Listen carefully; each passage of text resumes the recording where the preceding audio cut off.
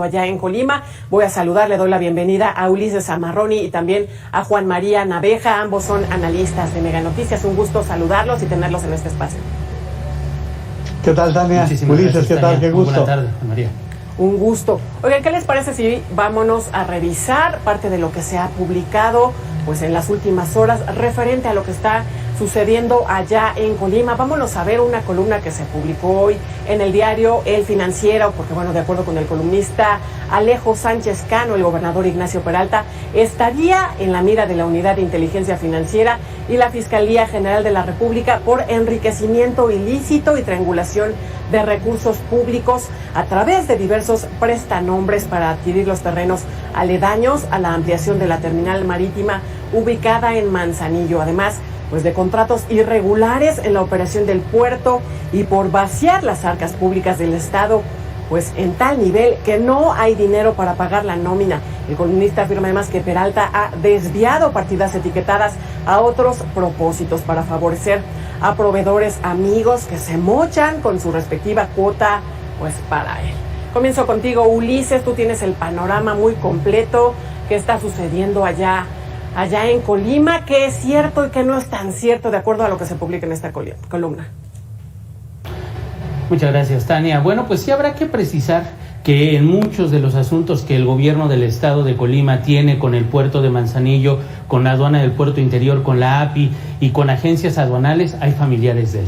Hay primos, hay sobrinos, hay familiares no tan cercanos, pero hay familiares de él involucrados en negocios allá en el puerto de Manzanillo y que también han sido puente para establecer negocios con el gobierno del estado. Esa es una realidad, no es un secreto, ni siquiera allá en el estado de Colima. Referente a las finanzas públicas, bueno, pues hay que mencionar que el gobierno del estado, esta administración de Ignacio Peralta Sánchez, tiene una deuda de más de 4,000 millones de pesos. Esto es mínimo un 7% mayor a la deuda que dejó el gobernador anterior, Mario Anguiano Moreno, que ya es mucho. El exgobernador Mario Anguiano tiene denuncias ante la Fiscalía General de la República, la Fiscalía Estatal de Colima, por más de 2,000 millones de pesos por desvío de recursos. Y esta administración va todavía peor que como había cerrado Mario Anguiano. En este momento, esta tarde, Tania, el gobernador de la entidad, José Ignacio Peralta Sánchez, comparece precisamente ante los diputados del Congreso del Estado. Se adelantó su comparecencia,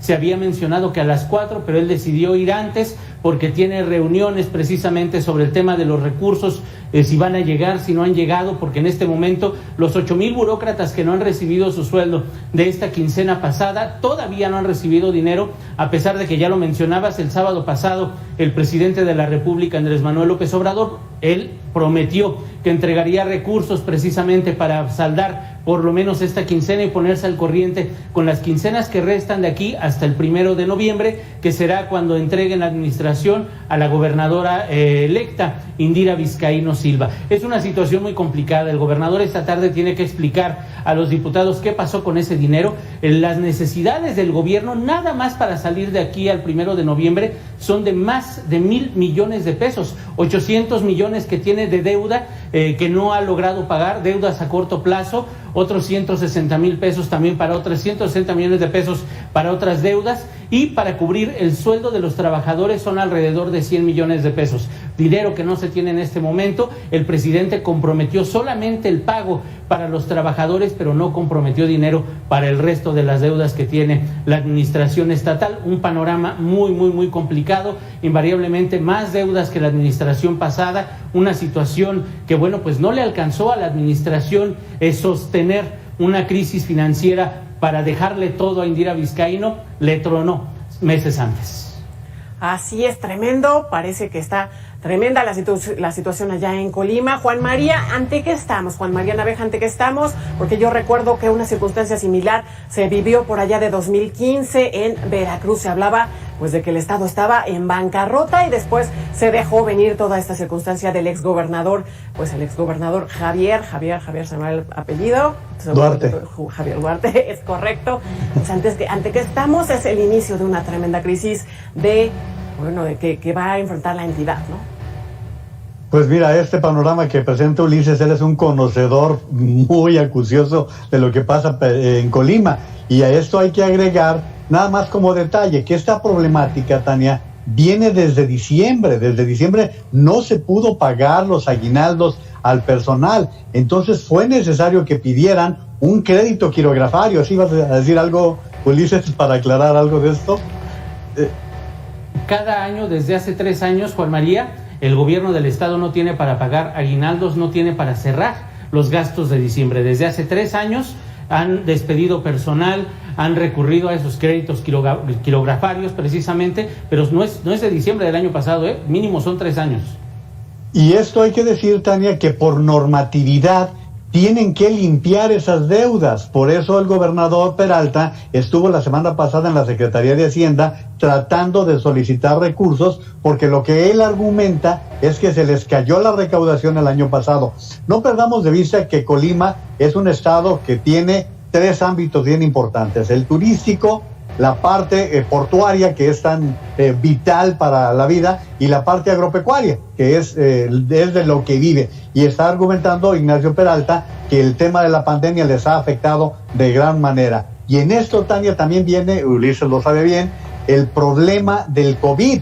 Está en el semáforo rojo. Tanto así que fue indispensable que, a diferencia de lo que pasa en todo el país, tomaron la decisión de estar revisando cada semana el movimiento del semáforo, y que no tienen suficientes instalaciones para poder atender la problemática que se está presentando. Y bueno, esa es la problemática general. Yo creo que hay algunos aspectos bien importantes a subrayar. El presidente de la República tendrá que tomar en consideración que quien toma posesión es gobernadora de Morena. Es una mujer con una gran trayectoria como presidenta municipal de Cuauhtémoc, 2 veces diputada federal. O sea, no se cuece al primer hervor. Estamos hablando de la segunda gobernadora en el estado de Colima. Indira Vizcaíno es una abogada que, pues quizás Ulises tenga mayor elemento para poder describir de quién estamos hablando, sí. Tania. Sí, bueno, ya como nos adelantaba un poco Ulises Zamarroni, ¿qué les parece si vemos un poco de lo que sucedió en el Poder Legislativo allá en Colima? Porque, bueno, anunció que solo cuenta con dinero para garantizar la operación del Congreso, pues, este mes de agosto. Y, bueno, que la autoridad estatal no les transfirió los recursos que les corresponden. Al respecto, bueno, líderes sindicales advirtieron que si el gobernador Ignacio Peralta no puede cumplirle a los trabajadores, debe renunciar a su cargo, así lo dijeron. Bueno, esto veíamos el fin de semana. El presidente dice, voy a hablar con el actual gobernador y también con la futura gobernadora para ver pues cómo les vamos a apoyar. Él está hablando pues ya de destinarles a lo mejor recursos, adelantarles recursos que corresponden ya para la siguiente administración, porque bueno, pues ya se acabaron lo que les tocaba para este año, pero ya comprometiendo recursos que en realidad no debería, pues para el pago de cuestiones anteriores. ¿Esto cómo puede afectar en todo este contexto que ya hablábamos, que incluso pues los efectos de la tercera ola COVID-19, ¿no? Bueno, mira, Tania, en este momento previo... Sí, Ulises, adelante. Ya no.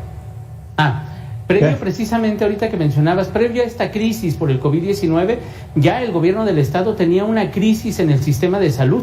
El gobernador ya había declarado que no había dinero para sostener este sistema de salud y que dependía totalmente del gobierno federal. Y así es como han tratado de sortear la pandemia. Utilizaron, en junio del año pasado, solicitó un crédito de 750 millones de pesos. Gran parte de ese crédito se iría para atender precisamente esa contingencia, la conversión de hospitales, también la reactivación de algunos lugares que serían destinados para atender personas con COVID. Sin embargo, los recursos no fueron suficientes. Además de que hay que mencionar que parte de ese crédito de 750 millones, al menos 100 millones fueron destinados para remodelar el Palacio de Gobierno, que se convirtió en museo. Y bueno, pues recursos totalmente, en un gasto totalmente innecesario, algo que no era ni urgente ni prioritario para el Estado, pues también le destinaron recursos a eso. Es algo de lo que tiene que aclarar el gobernador esta tarde. ¿Qué pasa con todos esos recursos, con edificios, terrenos que se han comprado, que no han quedado muy claras las compras, que se compran a sobreprecio incluso, y es parte del hueco financiero que está dejando al cierre de esta administración? Así y en esto, mira, Tania, también habría que decir que Ignacio Peralta tiene dos aspectos. Uno, él siempre fue un personaje muy controvertido. Él brincó de la Subsecretaría de Comunicaciones y de Transportes a la candidatura de Colima y fue en medio de una gran controversia.